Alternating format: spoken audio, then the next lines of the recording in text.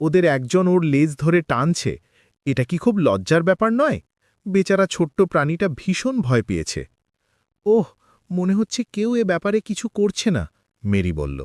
চলো জ্যাক, আমরা ওকে উদ্ধার করব। নিষ্ঠুর হয়েও না, জ্যাক সাহসের সাথে ছেলে তিনটিকে বলল। বেচারা কুকুরছানাটাকে একা থাকতে দাও। যদি এটা কারো না হয়, আমি ওকে বাড়ি নিয়ে যাব। এরকম একটা ছোট্ট প্রাণীকে জ্বালাতন করাটা লজ্জার। মেরি কুকুরছানাটাকে ধরে জ্যাকের হাতে দিল।